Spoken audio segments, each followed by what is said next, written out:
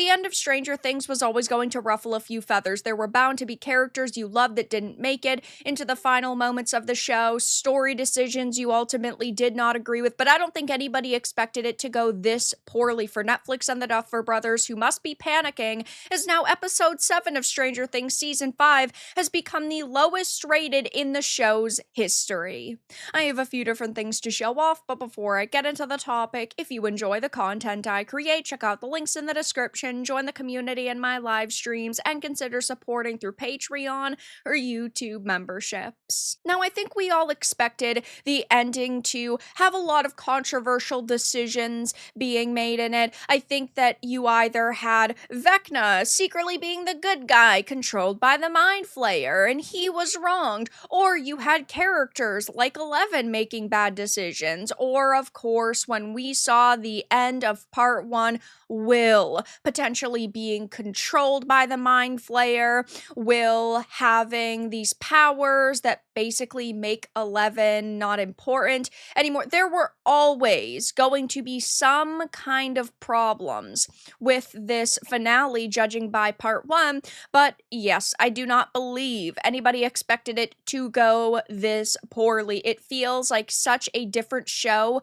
compared to season 1, and it looks like they really didn't put their best foot forward. They, for months and really years, had been boasting about all of the time they spent filming and how much effort went into the season, and sure, maybe our expectations were too high, but that is the Duffer Brothers' fault, because every single time they talk, they just make everything worse for themselves. They build up our expectations, they make all of these promises that they cannot keep. And now that we have the single episode left, which really is like a movie, it seems that there is no clear path forward that could make people happy. Sure, there are small moments I'm certain that people are going to be pleasantly surprised with. Maybe a favorite character lives, maybe a storyline ends in a positive way, but the overall picture, I think, has now been cemented, and it's not a good one. And as we can see over on Rotten Tomatoes, the scores have been tanking. I previously made a video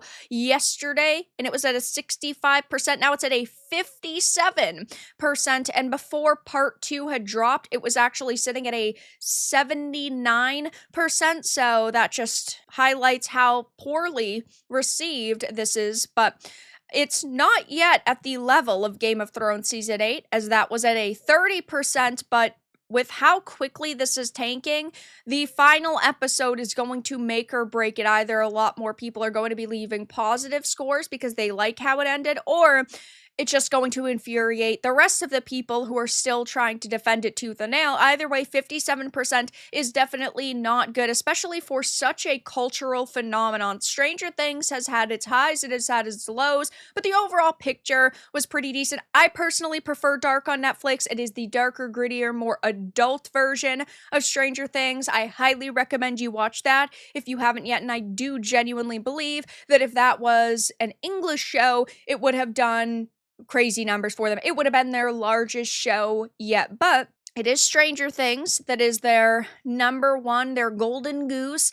and doesn't look like that's going to be the case for much longer, because they've talked about potential spin-offs and all of these different projects in the Stranger Things universe. I don't know if that's actually going to happen at this point. The audience scores for Stranger Things Season 5 is now rotten on Rotten Tomatoes, a first in the show's history, but we also know that the episode has a 5.9 rating over on IMDb, which is the lowest rated episode in the show's history, and it's no surprise why. These characters are constantly having meetings where there's all of these cringeworthy eureka moments, and they crack the code, and then they change their plans 5 minutes later. Of course, the Will coming out scene, in my opinion, was extremely drawn out. It was not emotionally impactful. It would have been much better if you had Joyce and Jonathan and Mike in this discussion, and that was it. The acting was off the charts bad, with the "I'm never gonna leave you, me too moment, which I don't know how they made 24 hours worth of recordings And this is the best take they had because, yeah, Noah Schnapp said they had 12 hours and then 12 hours of reshoots on top of that, which is either a lie or highlights just how poorly these people act because they had to have so many different takes. But you also have the Holly storyline, which I like Holly. Imagine though, if that group of 12 were from the main cast, you had maybe all of the parents in that clock. Maybe you had like Dustin, maybe you had someone like Steve, or imagine if there were maybe one or two characters that ended up like dying and then Vecna took them or they're close to dying, like Jonathan and Nancy. Imagine if they were part of the 12, and I know they've established, ooh, they're all gifted children. I genuinely do not care because it's just a bad decision. Why would I care about the lives of these other 11 kids I've never met? Maybe 10 if you count Derek. I like him at this point, but it's just not emotionally impactful.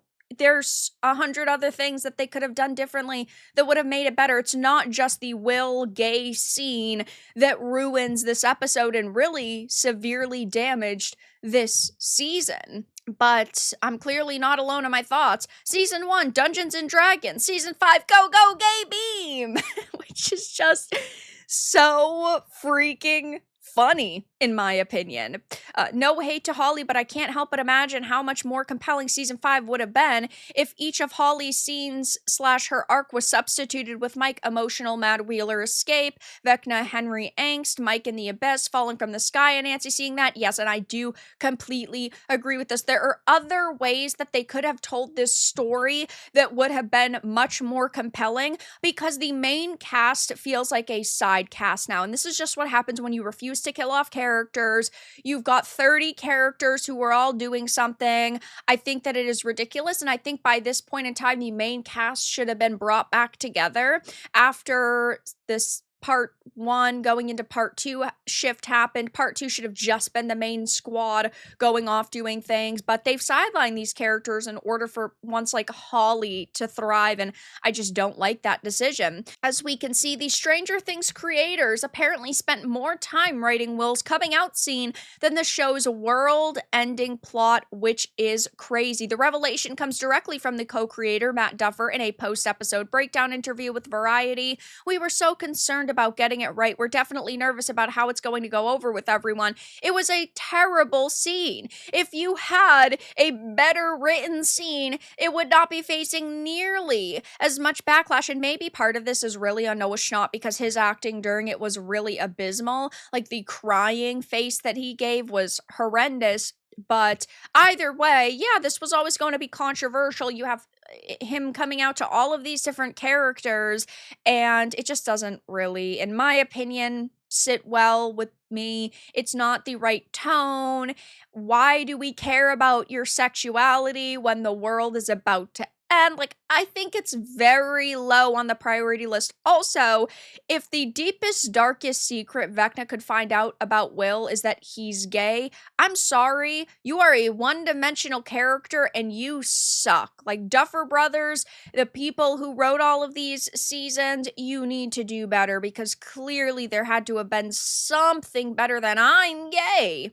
He went on to clarify that the anxiety wasn't just about audience reaction, but about how the scene would be received by Noah himself, because ultimately it needed to resonate and be truthful for him. We were really writing it to and for Noah, so because Noah in real life is gay, that means the character has to be gay. It's like Chloe Moretz. I think that she was a great actress in Kick-Ass, but she's a lesbian, and now she only plays lesbian characters. I'm sorry, your job is to act. Congratulations on your sexuality, I suppose, but that doesn't mean that you should only be playing these types of characters. At least in my opinion, your job isn't to play you in a movie or a TV show. So This is just kind of wild, in my opinion, that they messed this season up so bad because I thought, yeah, it was going to be a little bit divisive. Maybe they weren't going to make the best decisions all the time.